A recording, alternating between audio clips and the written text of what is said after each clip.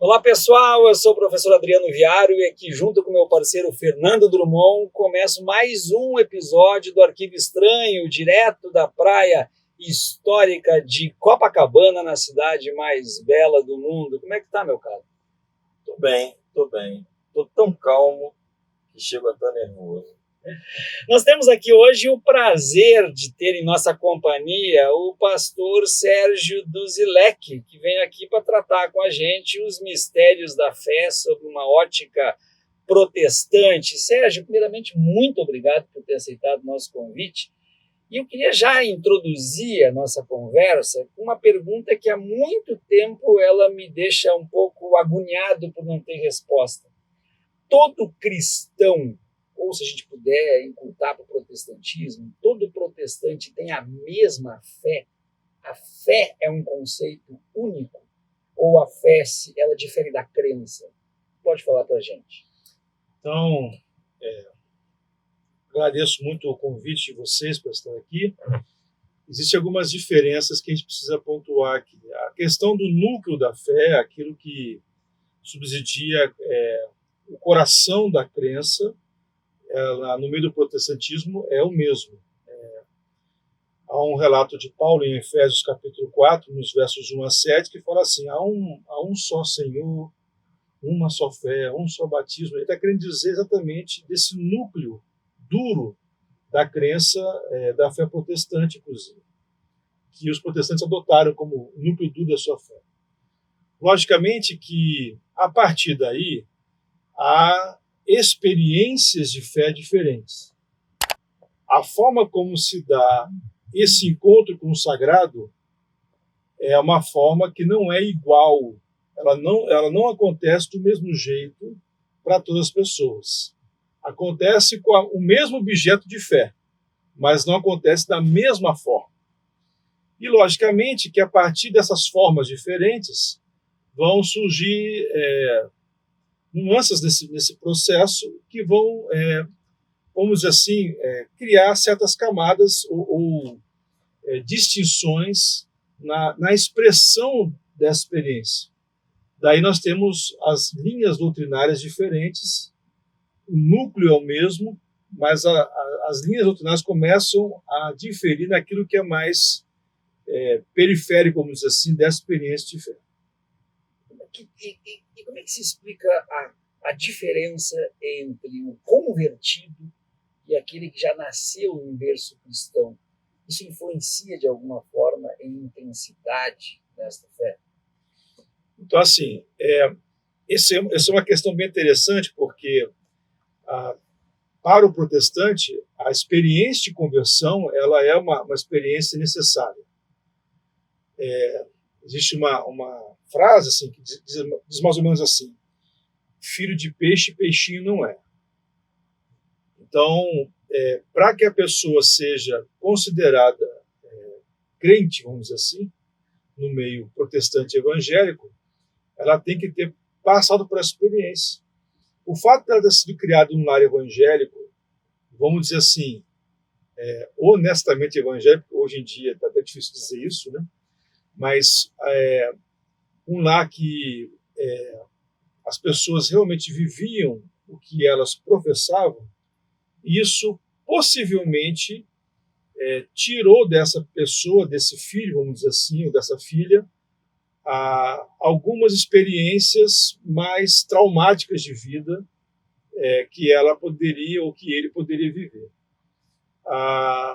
Então, assim, a conversão dessa pessoa, ela não se dá de um modo drástico, radical. Eu era cracudo e agora encontrei o evangelho. Eu era um viciado em alguma coisa, agora encontrei o evangelho. Eu me prostituí e agora encontrei. Não existe essa gradação. E aí tem um problema. Por quê?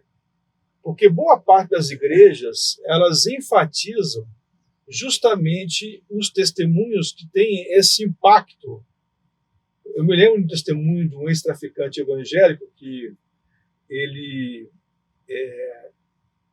foi casado, não sei se continua casado, mas foi casado com uma daquelas garotas do Fantástico, que saía da água e tal, né? Eu acho que ela veio antes da Isadora Ribeiro ou depois, alguma coisa assim. E era modelo e tudo mais, foi capa da Playboy. E eu me lembro que o testemunho deles nas igrejas é um testemunho assim, muito impactante, né? Ele era um grande traficante, ela uma modelo reconhecida, desejada por todos, e aí ele se converte. Bom, o testemunho deles qual que é? É a projeção das notícias e da capa, né? A turma adolescente adorava o testemunho, né? Quando mostrava a capa da Playboy, ela lá na capa, né? Dentro da igreja, a adolescentada toda, oh, caramba! Esse testemunho é legal, né? Mas assim, enfatiza o quê? Que precisa ter um mergulho no que a gente chamaria de o pecado mais profundo para então ser valorizado dentro da igreja. Quando, na verdade, deveria estar valor também a essas pessoas que cresceram num ambiente eclesiástico com vamos dizer assim, com essa integridade de coração dos pais. Logicamente, que a gente sabe que tem muita família que veste máscara, né? Mas há muitas famílias que são assim íntegras na sua devoção, na sua experiência familiar. E aí isso gera então esse problema, porque incentiva, ao promover o testemunho drástico, você está passando a mensagem para as pessoas da igreja, especialmente para aqueles que são filhos de crentes. Olha, você precisa ir lá fora, mas assim, se arrebentar na vida. Quando você estiver arrebentado e quiser voltar, aí a plataforma do púlpito é sua. Enquanto você está numa boa, e que não houve essa diferença grande de comportamento, de opções, de escolhas, então essa plataforma não pertence a você, não tem graça o seu testemunho. Esse é um problema que as igrejas enfrentam, e aí começa o perigo de muita manipulação que existe no meio evangélico. Eu quero trazer o Drummond, mas antes eu quero pedir para você se inscrever no canal. Se inscreva no canal, curte, ativa o sininho, entra em apoia.se/Arquivo Estranho e você pode também contribuir com esse canal no nosso financiamento coletivo. E esse link está aqui embaixo no descritivo também. Então, compartilhe e ajude a fazer o nosso canal. Drummond, por favor. Tem algumas perguntas, pastor. A primeira é o seguinte: no esteio da primeira pergunta que eu vou fazer, se o diabo existe, por que tantas igrejas pentecostais e mais as neopentecostais trabalham muito com essa figura do diabo, né? Se na própria Bíblia, se a gente pegar o Velho Testamento, Deus cometeu genocídios, né? E o diabo, na verdade, não matou ninguém na Bíblia. O máximo que ele faz é tentar Jesus, né? Então, por que ter medo desse ser se realmente existe? Então, aí, bom, uma das grandes formas de manipulação das pessoas é você incutir nelas pavor, né? Quando você coloca pavor nas pessoas, elas perdem a razoabilidade e elas começam a agir de acordo com o pavor. Eu costumo dizer, Drummond, que correr do diabo não te leva para perto de Jesus, pode te levar bem longe de Jesus. O Jesus Nazaré é um segmento muito prazeroso e alegre e que ele não depende de você correr do diabo. Até a própria ideia da santidade no Novo Testamento, ou no Segundo Testamento, melhor dizendo, é uma ideia que tem mais a ver com um sim a Deus do que se correr ou não ao diabo, né? Ninguém fica mais santo por dizer não ao diabo, mas alguém pode ficar mais santo por dizer sim a Jesus. Então, essas gradações é que são importantes ser colocadas. A questão do registro bíblico, assim, a demonologia, ela se desenvolve no contato do povo de Deus no exílio babilônico. Quem tinha esses conceitos de batalhas épicas no mundo espiritual eram os babilônios. Para o povo hebreu, depois judeu, no primeiro momento, tudo provinha de Deus, né?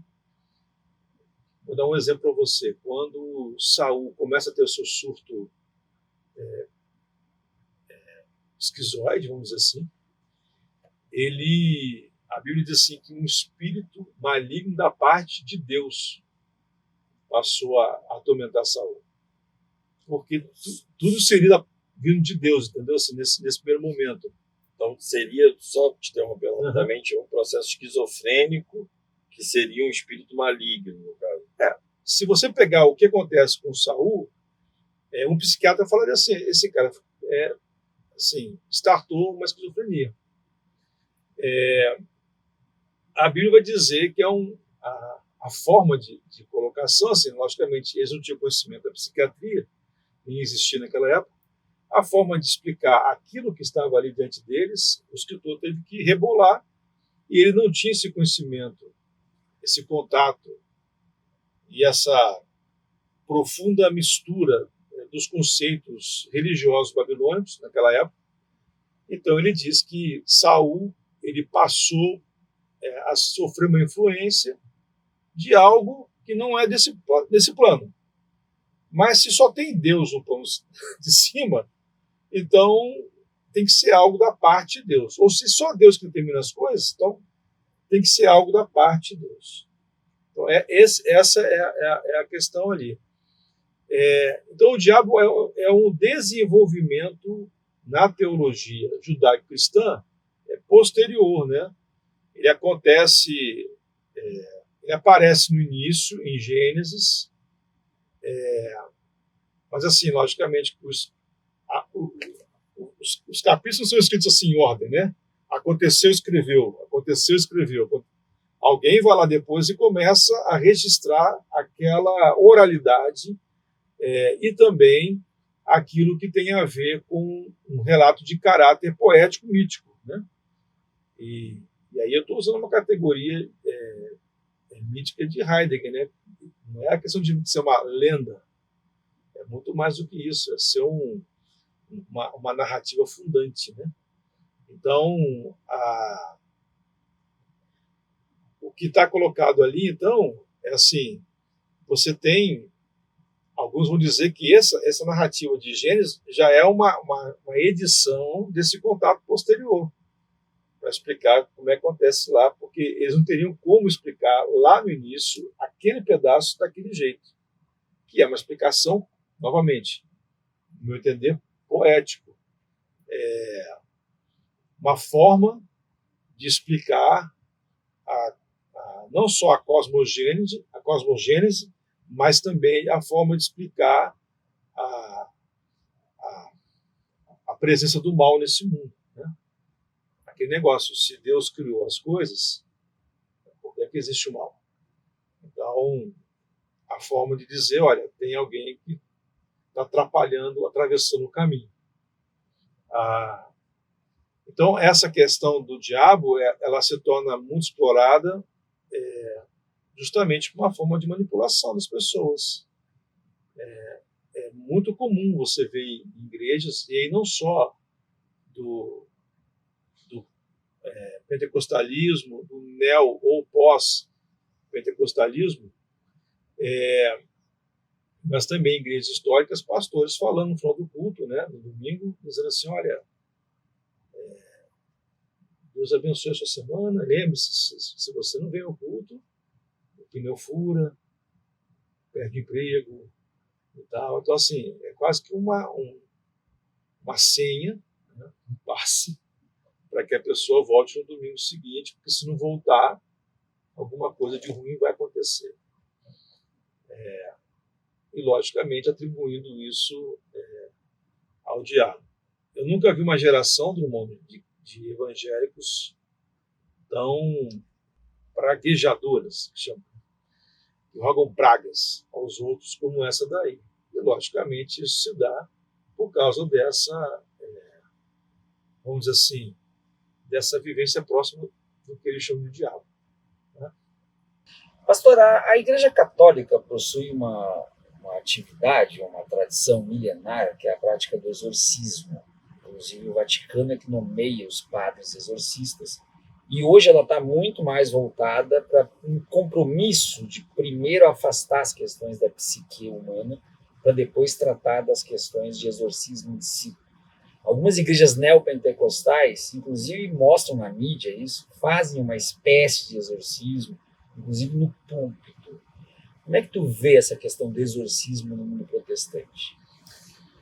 Então, assim, eu acho que tem algumas nuances nessa boa pergunta que você traz. A primeira delas tem a ver com o aspecto de exploração estética desse momento, com um viés de autenticação do poder clerical. Então, o pastor que exerce e que faz e processa o exorcismo, em tese, é um homem de poder.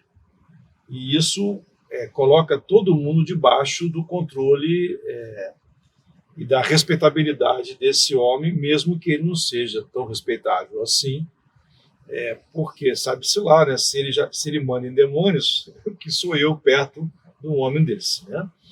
Então, isso praticamente afasta qualquer tipo de questionamento dessa figura pastoral. A segunda coisa é que nem tudo que acontece lá, nesse processo de espetacularização da fé, é de fato uma questão de possessão demoníaca, né? Então, há muitos anos atrás, isso é recorrente, vai aparecendo na imprensa, você tem lá o pessoal que vai na Justiça do Trabalho reclamar com relação a essas igrejas que promovem esse tipo de ato, reclamar que a igreja não pagou o cachê combinado. Então, assim, demônio não tem cachê. Então, se a pessoa ficou possessa, ela ficou possessa. Ela não tem essa questão de ter um cachê, né? Recentemente, se me permite, nós tivemos aí uma bruxa de Blair, um estudo de bruxa de Blair com exorcismo, né? Fantasioso, logicamente, falando de um pastor que estava tirando Lula e Janja. Até viralizou esse vídeo na internet. Estou agora tirando Lula e Janja do poder. Vocês não acreditam, mas eu consigo, né?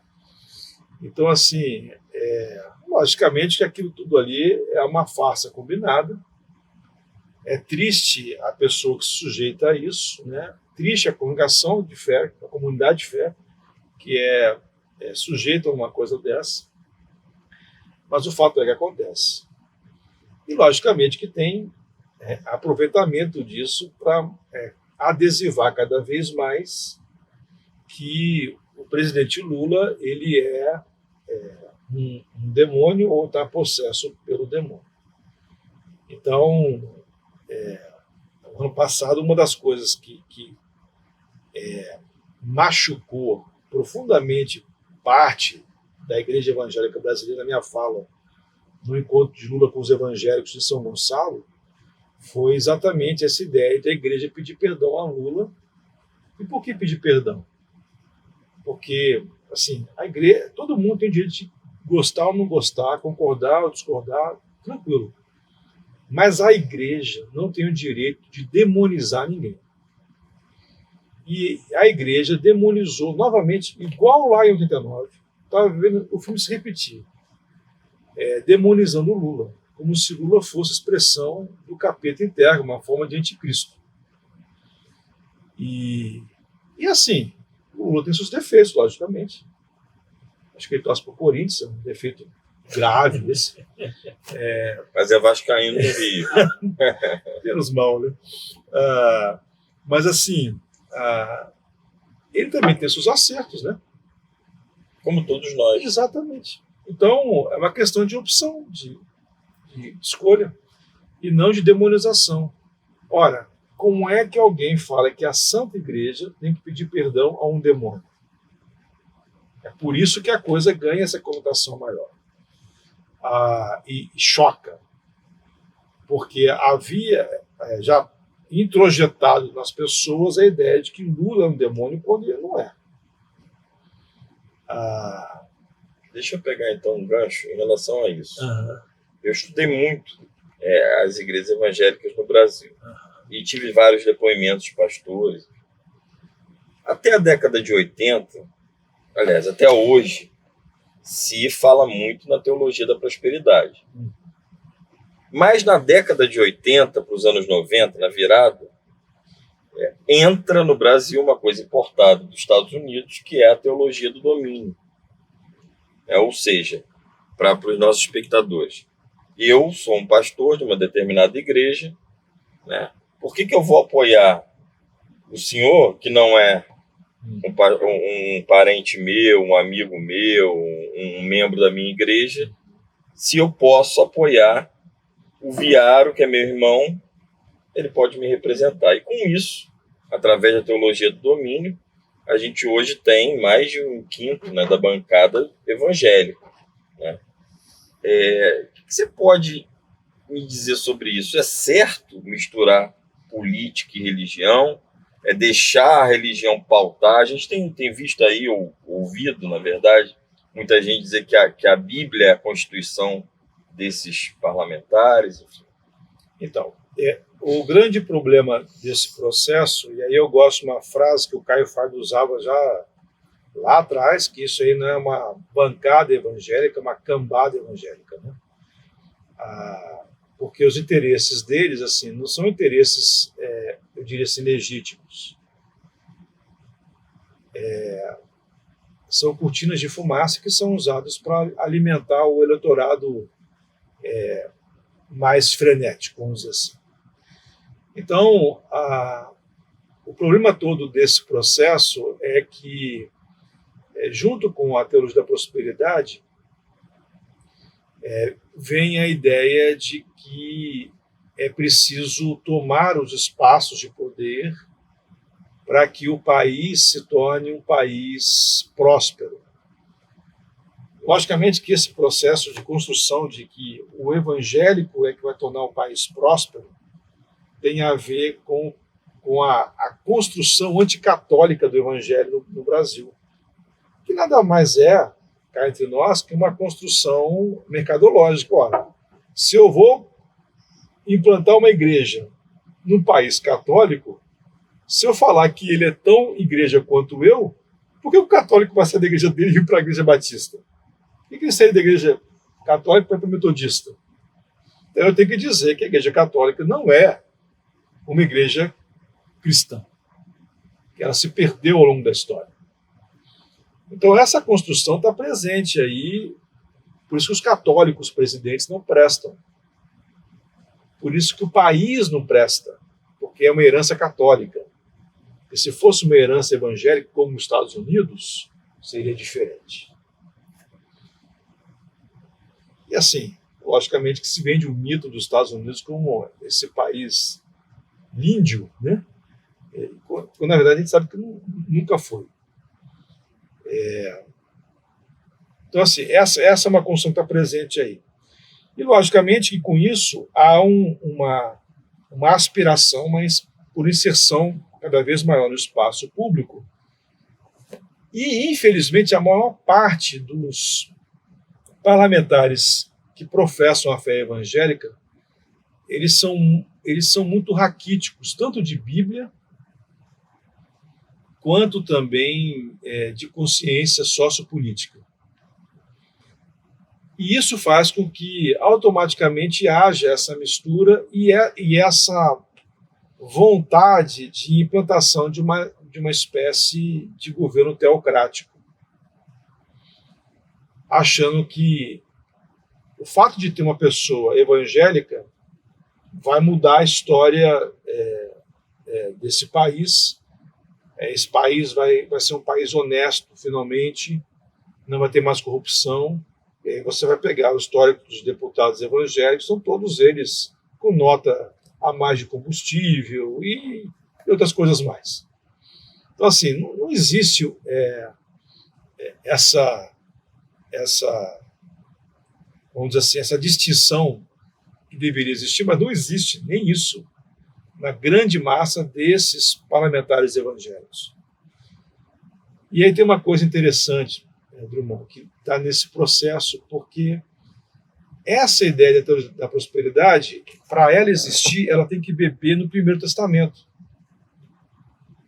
E Max Weber já dizia que uma das provas da eleição, ou seja, da salvação de alguém, era a prosperidade material.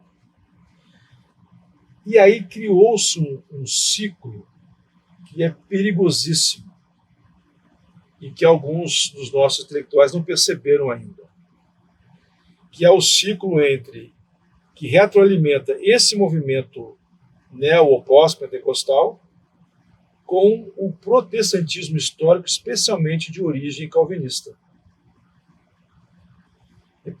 Por que é que se tem um ministro da Educação do governo Bolsonaro que era presbiteriano com assessores neopentecostais? Na verdade, aquilo ali é um símbolo de uma coisa que já está acontecendo no mundo religioso, no trânsito. Há pesquisas que estão dizendo que, com o cansaço já propalado, avisado, profetizado nos anos 90 por teólogos sérios, que a teologia da prosperidade iria cansar as igrejas, os crentes, os fiéis das comunidades neopentecostais, e eles partiriam para igrejas que teriam mais substância em termos de ensino escriturístico. Esse pessoal e essa migração está acontecendo, inclusive, com os líderes. E onde é que eles estão indo beber? Eles estão indo beber, os pentecostais, neopentecostais, estão indo beber aonde? Na proximidade calvinista. E o berço do fundamentalismo, ele é batisteriano, é batista e presbiteriano. Então eles bebem no fundamentalismo.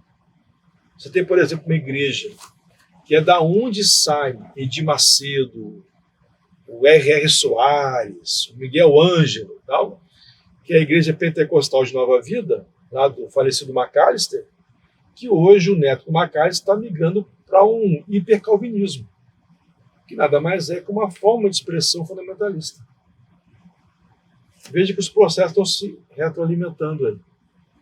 E no fundamentalismo, sempre que é uma ideologia, não é uma teologia, é uma ideologia com verniz religioso, o fundamentalismo, o projeto dele é um projeto político de poder. Então é isso que está por trás desse movimento todo. E logicamente que se esse projeto ganha, sendo fundamentalista, nós vamos ter aqui um evangelistão, né? Porque a ideia é de implantação de uma leitura, como diria Rubem Alves, das partes literais que eles gostam, né? Porque Rubem Alves já dizia isso, aprende desde cedo, ele fala em seus livros, né?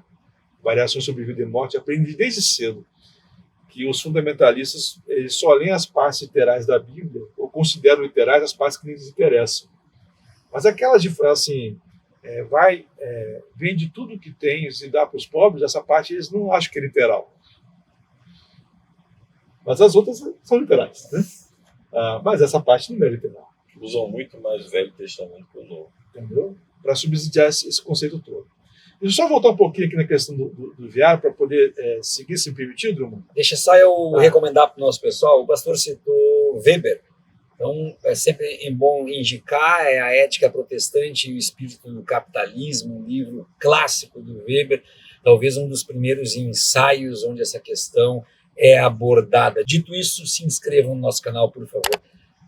Onde é que o amigo estava? Então, deixa eu voltar aqui na questão da possessão. Então, nós temos aí na Justiça do Trabalho gente que vai lá reclamar, que são os caicai, e o juiz quer receber, porque o cachê não foi pago. Então, Só para ficar claro, tem gente que volta à igreja para reclamar que o cachê não foi pago pela encenação de uma possível possessão.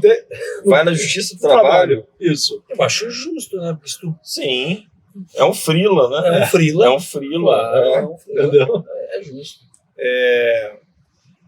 Existem também os casos das pessoas que estão com alguma questão psíquica, né? E que por uma razão ou outra, alguns pastores, ou muitos pastores, tratam automaticamente como uma possessão demoníaca. E, na verdade, não tem que ser uma coisa ligada à outra, né? Eu me lembro do meu pai, ele foi pastor também, ele uma vez foi numa congregação, quando ele chegou lá, estava um fuzuê, todo mundo gritando, em nome de Jesus, sai, sai, sai, o que está acontecendo?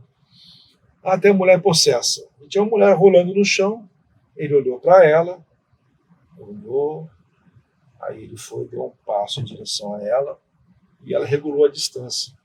Possesso, meu querido, ele não regula a distância. Se você entrar no radiação, vai levar bordoada, chute. Se tiver dando uma de Kung Fu possesso, vai rolar Taekwondo, vai rolar um chute na sua cara. Você vai apagar ele no chão. Porque está possesso.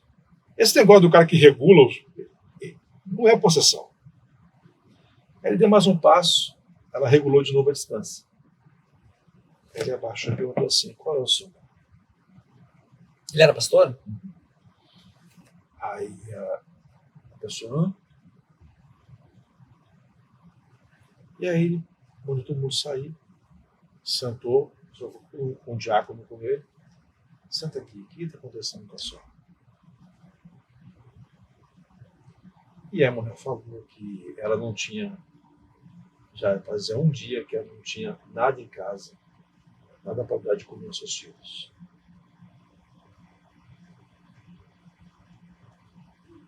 Não precisa de possessão demoníaca para perder a linha.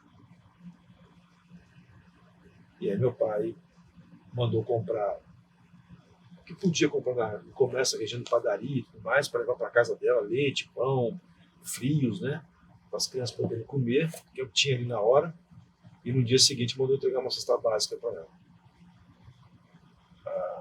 Podia ficar lá em nome de Jesus, não ia sair nada, porque não tinha nada para sair. A única coisa que precisava era entrar comida, por causa da fome. Então você tem esse tipo de situação que é explorada, que não tem nada a ver uma coisa com a outra, né? Eu me lembro do caso clássico, está na internet, para quem quiser ver, do Gaguinho da Universal, que foi lá na Universal e quiseram expulsar o demônio do Gaguinho, e o Gaguinho contando assim, é trágico cômico, né? E levaram ela a passar ali, enfiaram a paulada no Gaguinho, o demônio sair, e o demônio saía porque não tinha demônio. Não tinha demônio. E mesmo que tivesse, não era na mão que saía. Entendeu? O Gaguinho da Universal, eu quero que vocês comentem isso, vocês já viram o Gaguinho da Universal, o que vocês acharam do Gaguinho. Por favor, comentem no nosso chat. Pastor, sem interromper, já lhe interrompendo, Deus não gosta dos gays? Olha, se for vamos dizer assim, Lutero tinha uma expressão que a igreja é a máscara de Deus, né? E às vezes é a máscara pela qual ela ajuda a revelar Deus, no sentido de que nós não conseguimos ver Deus face a face, porque senão morreríamos, segundo a Bíblia, o texto bíblico. Então, ela funciona como um anteparo.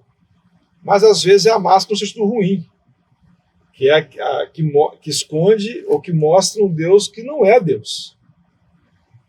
Que mostra uma divindade feita por mãos humanas, né? Então essa ideia de que Deus não tem certas predileções e certas marcações com alguns tipos de pessoas, isso aí é uma ideia equivocada. Deus ama a todas as pessoas. Esse papo de que Deus ama o pecador, mas odeia o pecado, isso aí até Heidegger já tinha falado sobre isso. A condição humana é essa condição que está aí. Você não tem como dissociar. Não, esse aqui é o homem que é o pecador, e esse aqui, as duas coisas estão presentes no ser humano. Então não tem como Deus fazer assim um corte com bisturi a laser celestial e dizer, não, esse aqui é o Sérgio que não tem pecado, e esse aqui é o resto do Sérgio que tem contato com o pecado. Não existe essa delimitação. Nós somos o que somos e Deus ama a gente do jeito que a gente é. O que existe é muita falta de informação, de estudo, de preparo. Existe, assim, e logicamente, partindo novamente do fundamentalismo. O fundamentalismo, ele instrumentaliza a ciência, assim como instrumentaliza o texto bíblico. O que me interessa é literal. O que não me interessa não é literal. E a ciência é uma coisa. O que me interessa, a descoberta arqueológica comprova em relação com o texto bíblico. Opa, tá vendo? A Bíblia tinha razão. Descoberta arqueológica coloca em risco o texto bíblico. Aquilo ali é uma falsidade. É a mesma ciência, a arqueologia, ora sendo ovacionada e ora sendo desprezada. Então, existe muita má vontade e também má formação, muito pouco diálogo, né, com a ciência. As pessoas não sabem o que a ciência está dizendo sobre esse assunto. Elas não têm nem ideia por onde a ciência está caminhando. E o que é mais interessante é que, se você perguntar em todo o concílio para pastor evangélico que tiver uma prova oral, várias denominações têm, em todo o concílio, se perguntar assim, o que é o ser humano? Eles vão dizer assim, o ser humano é uma criação de Deus, o ser humano ele é resultado da formação genética e das experiências socioambientais, da formação socioambiental. Ou seja, o que está dizendo ali? Que a identidade não é só genética. Se a identidade não é só genética, a sexualidade é só morfológica. Não faz o menor sentido. E aí nós caminhamos para a identidade que é formada, inclusive, por outros fatores. E a identidade sexual é formada por outros fatores, não só por uma questão genética. Então, assim, existe muita má vontade, má formação, muito preconceito. Esses dias eu estava conversando com a minha filha, que é adolescente, fez 14 agora. E eu virei para ela e falei assim, meu amor, se acontece uma situação assim, assim, assim, e tá falando, tipo assim, usar um nome social, de alguém no colégio e tal, se acontecer algo assim, o que você diria? Algum problema para você? Por que, pai, teria problema? Na minha geração, minha formação, assim, isso é impensável, né? Ou era impensável.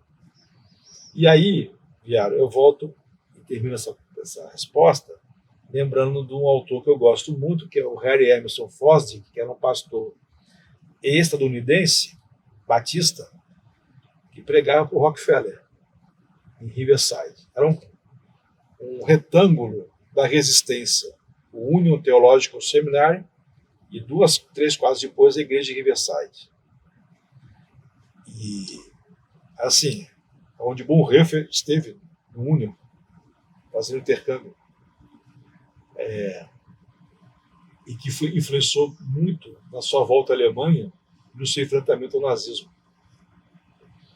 Inclusive, talvez aí esteja a razão dele participar da Operação Valkyrie. Então, era um quadrado ali, um retângulo da resistência. E o Fosdick, que é ovacionado, ele é reconhecido pelos fundamentalistas como um cara importante, mas também ele é o cara da resistência, a voz da resistência ao fundamentalismo nos Estados Unidos. É um dos caras que pega o fundamentalismo lá em cima e emborca ele para baixo, com uma prancha de surf para furar a onda, mergulha o fundamentalismo. Ele é um dos fatores que fez o fundamentalismo norte-americano mergulhar na primeira metade do século XX.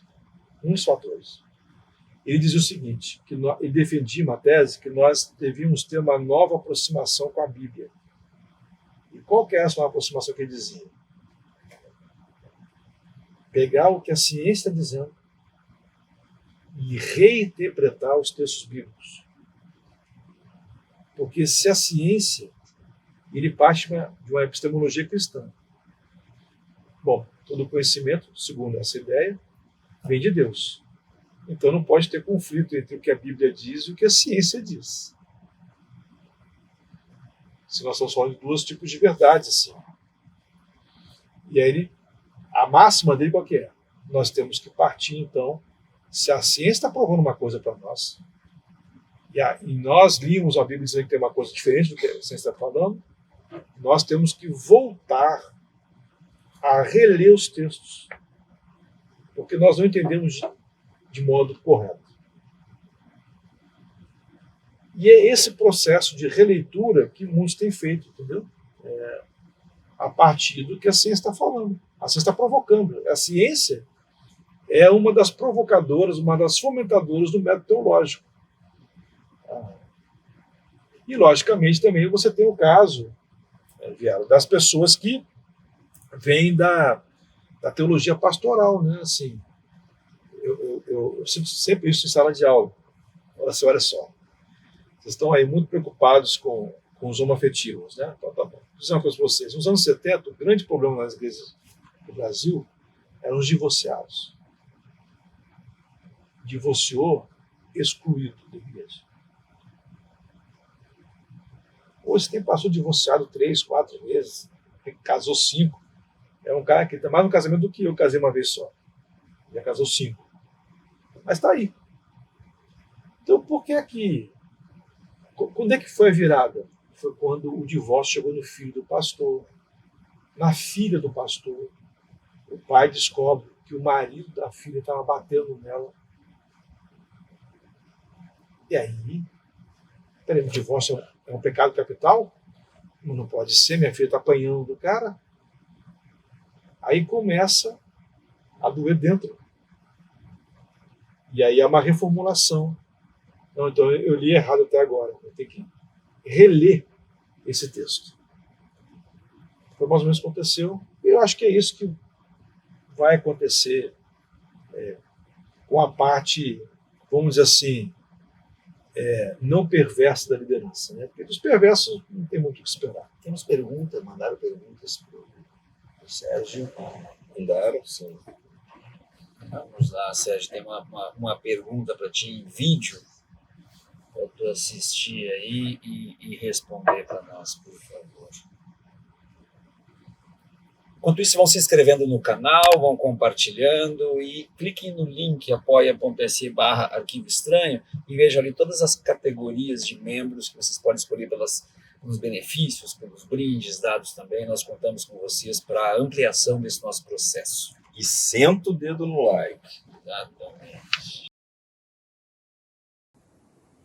Sérgio, meu amigo, uma alegria e uma honra poder interagir com você nesse podcast. Eu queria que você me ajudasse nessa minha angústia de tentar entender como que a teologia clássica, ou a teologia convencional, a teologia ortodoxa, consegue conciliar o sofrimento, a maldade humana que se universalizou e se aprofundou a níveis, tanto no século XX como agora no século XXI, a níveis absurdos. Só a Segunda Guerra Mundial morreram mais de 70 milhões de pessoas. Como que pode se conciliar a ideia do Deus onipotente com o sofrimento humano? Deus está realmente no controle de todas as coisas? Em outras palavras, Deus abriu a torneira, ou ajudou a abrir a torneira de gás, numa câmara de gás em Auschwitz. Deus deixou acontecer, numa vontade passiva, o genocídio de Ruanda, em que 800 mil pessoas morreram em apenas 45 dias. Me ajuda nessa hora. Pastor Gondim, grato aí pela pergunta, pela amizade. Eu diria assim, já de algum tempo, eu defendo a tese que Deus abriu mão do controle quando deu liberdade ao ser humano. Então Deus não tem controle de nada. E isso assim, e eu falo para meus alunos também isso, você pode escolher a teologia que você quiser, o caminho é seu. Mas veja, tem certas coisas que são inegociáveis para cada um de nós. Para mim, o ponto de toque da teologia é a bondade de Deus. Deus é bom. Se Deus é bom, tudo que tenta macular Deus com maldade, então isso aí eu tenho que, na minha teologia, na minha construção teológica, eu tenho que retirar. Para outras pessoas, por exemplo, é a soberania de Deus. Deus tem um controle absoluto de tudo, inclusive dos fios de cabelo que vão cair ou que já caíram, tá, professor Jean? Então, assim, Deus tem esse controle de tudo, absoluto, dos detalhes. Bom, nesse caso, você resguarda esse reinado soberano de Deus, essa figura moderna, Estado-nacional, com o qual o protestantismo ajudou a construir, né, a ideia de eleição divino do rei e tudo mais, a estabelecer aqueles estados. Mas também você macula Deus, porque se Deus tem o controle de tudo, então quando acontece o mal, por exemplo, ontem eu enterrei meu melhor amigo. Ele morreu domingo. Eu preciso fazer um registro aqui, porque ele era um pastor batista filiado ao PCdoB. E ele morreu com a camisa do Fluminense, foi enterrado com a camisa do Fluminense, que era o time dele do coração, e com o bonezinho do PCdoB no caixão. O que para muitos foi um escândalo. Muitos que estavam lá. Crentes que acham absurdo algum crente ser. Então, para eles, parece que ele estava meio afastado de Deus. E eu fiz um texto em homenagem a ele, dizendo que aquilo que é uma exceção, num país como o Brasil, deveria ser a regra. Nesse país tão desigual como o nosso, ter pastores socialistas, comunistas, deveria ser a regra, não a exceção. E aí domingo ele estava na praia, jogou vôlei, foi sair da praia, aquele desnível da areia para a calçada, né? Tem uma escadinha, começou a subir a escadinha, tombou e não voltou mais. Mas ele morre da queda ou do coração? Não, do coração. Teve um infarto subindo ali, a escadinha. E veio o SAMU, demorou, mas não teve jeito. Então, assim, Deus está no controle da morte de um cara espetacular, ceifado no auge da vida, uns 50 anos de idade, uma família linda, queridíssimo. A quantidade de coroas de flores encheu acho que uns 4 túmulos ao redor. Então, assim, eu não posso admitir que Deus está no controle dessa tragédia. Aliás, se Deus estivesse no controle, não poderia haver tragédia. E se há tragédia e Deus no controle, Deus não tem nada de bom. Ele é um ser muito perverso. E se Deus não ser perverso, não me interessa esse Deus. Não me interessa. Então, eu já substituí há muito tempo a ideia de controle para cuidado. Deus cuida da gente. Quando houve aquele tsunami lá no Oceano Índico, né, que matou 300 mil, sei lá quantas centenas de milhares de pessoas, os fundamentalistas dizem assim: esse foi o juízo de Deus para os povos idólatras. Eu não vi Deus na tsunami. Eu vi Deus na corrente de solidariedade que o mundo viveu para ajudar aquelas pessoas que tinham perdido e que tinham sobrevivido, as pessoas que estavam desalentadas, machucadas, em luto. Eu vi nessa corrente solidária, eu vi Deus. Então, Deus está no cuidado. Deus não está na ação má. Porque, para mim, Deus renunciou ao controle, e aí o Gondi foi muito feliz na pergunta dele, Deus renunciou ao controle quando ele concedeu liberdade ao ser humano. Deus não está do lado de gente que mata o outro. Deus não está nesse campo de concentração que se tornou a faixa de Gaza. Deus também não está, embora até se entenda a resposta do oprimido, na barbárie que é feita com pessoas civis inocentes e tal. Deus não está nisso. Deus está no socorro. Deus está no cuidado. É assim que eu vejo. A gente nem viu, irmão, mas o tempo passou. O tempo passou e eu preciso encaminhar aqui a última pergunta e dizendo que entrevista, né? Que baita Que entrevista. aula.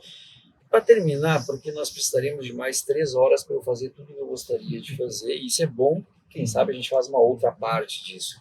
Mas eu preciso fazer uma pergunta de caráter pessoal, porque é algo que me intriga e que me deixa cheio de dúvidas. A fé de um pastor, em algum momento, abala? Mas em diferentes dimensões, em diferentes momentos. Tá? Você pega, por exemplo, os Salmos, né? O livro dos Salmos da Bíblia. Os Salmos, acho que o cara chamou de divã de Deus, né? Que, aliás, só uma parte, é o livro. Então, isso está bem aberto no livro dos Salmos. Exato. Então, assim, é o divã de Deus. O que você tem no livro de Salmos, por exemplo, é um desnudamento da alma a partir de uma crise de fé. Então, os salmistas eles estão vivendo as maiores crises de fé. Por exemplo, Davi. E quando eu falo, estou sendo o caso de Davi, assim, isso acontece com qualquer pastor, com qualquer líder religioso.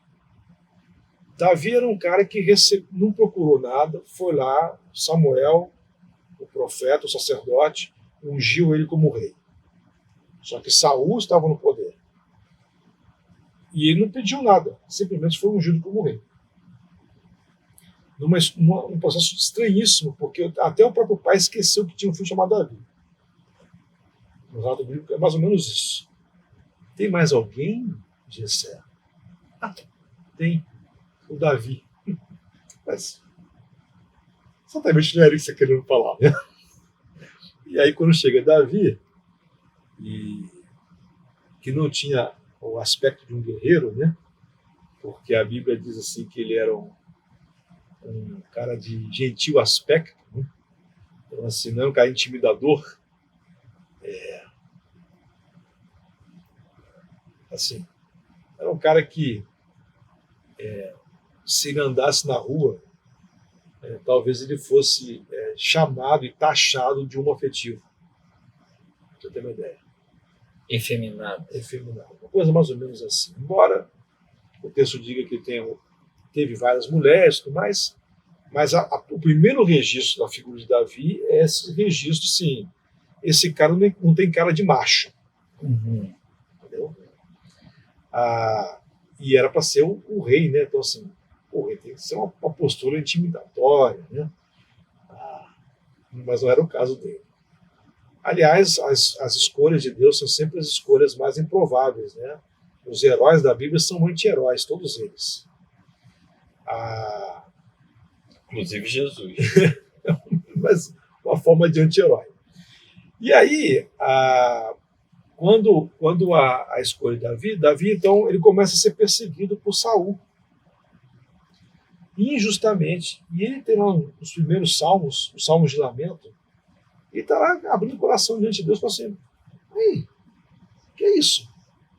Os caras estão armando laço para mim, os caras estão armando cilada para mim, os caras estão aí numa boa e eu estou aqui me escondendo. Eu sou o teu escolhido, você que vem atrás de mim. E agora eu estou passando por isso? Que negócio que é esse? Então, veja, a experiência de liderança numa comunidade eclesiástica, ela não é muito diferente disso, né? O pastor sofre perseguição, incompreensão, e logicamente ele fala: Deus, e aí? Mas por que você me tirou de onde eu estava? É para isso? É para sofrer perseguição? Ou lá em setembro passado, é para sofrer ameaça de morte? Para isso que você me tirou?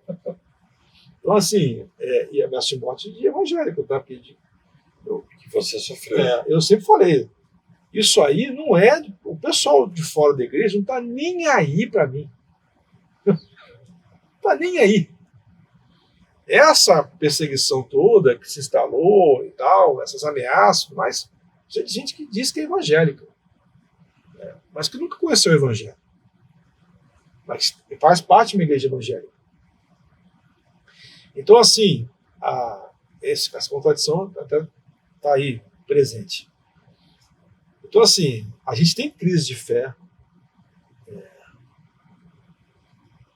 Uma das coisas mais ridículas que eu fiz na vida, mas foi uma crise que eu vivi. Ridículo porque eu não acredito naquilo que eu fiz, mas naquilo que eu falei para Deus, até hoje tenho vergonha, mas eu vou contar para vocês. Eu fui chamado para orar para uma menina de 2 aninhos, que ela tinha se afogado na piscina, na cobertura da família, numa festa de aniversário. Distraíram com a festa, todo mundo lá, as convivas, né? E aí, um domingo de tarde, e aí a mãe, cadê fulaninho? Vai, olha, procura, quando chega, está na piscina boiando. Retira da piscina, leva correndo para o hospital. Essa menina ficou 1 semana. Eu estava na rua onde aconteceu isso, num domingo, vi a polícia, vi a ambulância, mas não sabia o que era. Alguém falou que tinha um afogamento da criança. Fui até a polícia me oferecer para ajudar. Dali, na semana seguinte, eu recebi uma ligação no domingo à tarde do irmão, o tio, né? Que seria o tio, o irmão dessa mãe, o tio, me liga e fala: pastor, tudo bem? Eu falei: tudo bem, e você? Mas já a gente está bem, não? E começa a chorar. E eu me lembro até hoje dessa experiência, porque eu falei: o que aconteceu, rapaz? Ele falou assim: a minha irmã que frequenta, e ela não era assídua, mas ia de vez em quando, uma vez a cada 2 meses, por aí. Ela é a minha irmã, a minha sobrinha afogou, está internada numa UTI no hospital em Botafogo. E aí eu fui até ela. Saí de casa correndo, fui até lá. E no caminho eu falei assim: Deus,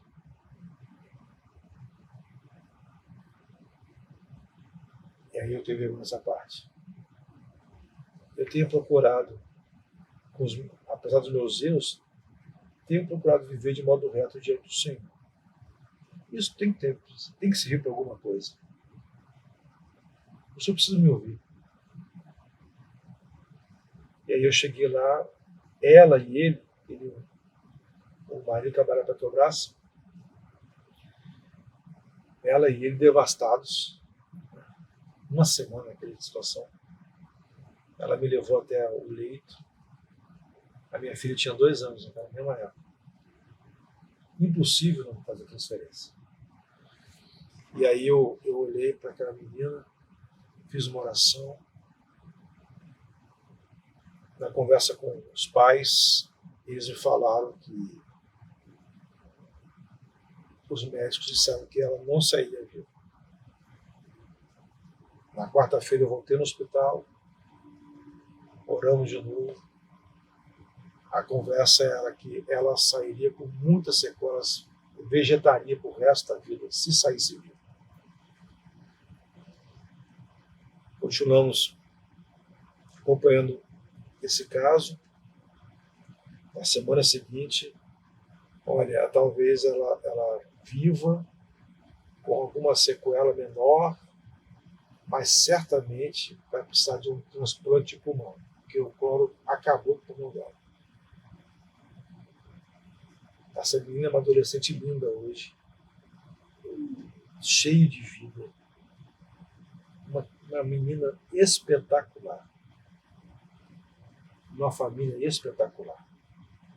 A parte cômica dessa quase tragédia é que o O marido dela é um ateu e ele dizia assim, ele teve que fazer uma cirurgia na coluna, ele gostava de jogar tênis, o médico falou, você nunca mais vai jogar tênis, se a cirurgia der certo, você vai continuar andando.